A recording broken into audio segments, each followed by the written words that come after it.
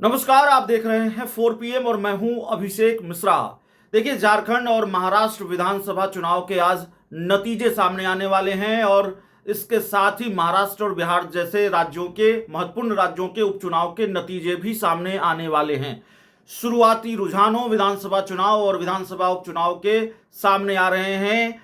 बिहार में जिन 4 विधानसभा सीटों पर उपचुनाव हुआ, बेलागंज, इमामगंज, रामगढ़ और तरारी, उनके रुझान भी अब सामने आने लगे हैं। तस्वीर दोपहर बाद साफ हो पाएगी।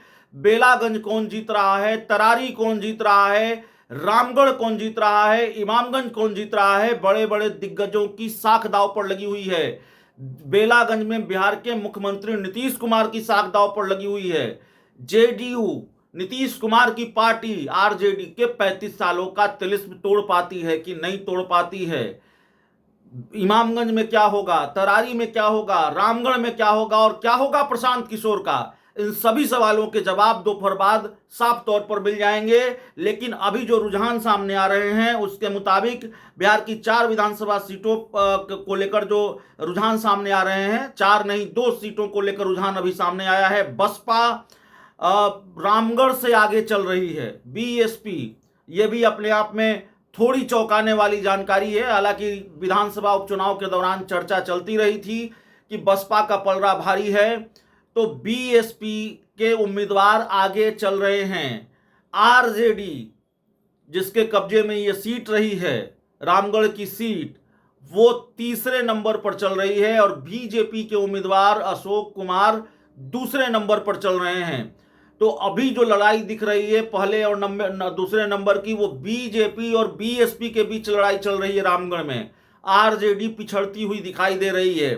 तरारी सीट माले सीपीआई एमएल के जो उम्मीदवार हैं राजू यादव, वो वहां से आगे चल रहे हैं। भारतीय जनता पार्टी ने दाव लगाया है बाहुबली सुनील पांडे के बेटे विशाल प्रशांत पर। सुनील पांडे पशुपति पारस की पार्टी के नेता हुआ करते थे।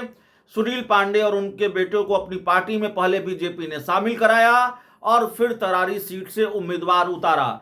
यहां से प्रशांत किशोर ने 4 सीटों पर उम्मीदवार उतारे हैं। यहां से प्रशांत किशोर ने पहले सेना के एक रिटायर्ड अधिकारी को टिकट दिया था। बाद में ये पता चला, ये जानकारी सामने आई कि वो तो चुनाव लड़ने के योग्य ही नहीं है, वो वोटर ही नहीं है बिहार के, चुनाव कैसे लड़ेंगे। तो प्रशांत किशोर को उम्मीदवार बदलना पड़ा और उन्होंने महिला उम्मीदवार को यहां से मैदान में उतारा है। यहां लड़ाई सीपीआई एमएल और बीजेपी के बीच ही, और एक तरफ सुनील पांडे के बेटे विशाल प्रशांत, दूसरी तरफ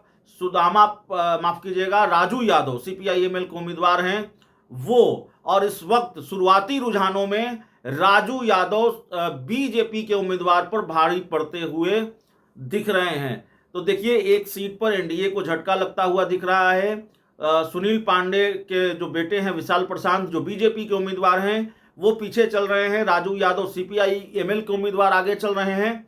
और एक सीट पर आरजेडी को झटका लगता हुआ दिख रहा है। जो सीट आरजेडी के कब्जे में थी, आरजेडी के कब्जे में रही है, वहां बीएसपी आगे चल रही है और दूसरे नंबर पर आगे चल रही है बीजेपी के अशोक कुमार आगे चल रहे हैं। हालांकि ये बहुत शुरुआती रुझान है, अभी कुछ भी नहीं कहा जा सकता, कुछ भी हो सकता है। तस्वीर साफ होने में वक्त लगेगा, दोपहर तक का इंतजार करना पड़ेगा। और बेलागंज पर भी नजर रहेगी। बेलागंज के रुझान क्या कहते हैं वो भी बहुत जल्द हम आपके बीच लेकर आएंगे। बहुत बहुत धन्यवाद।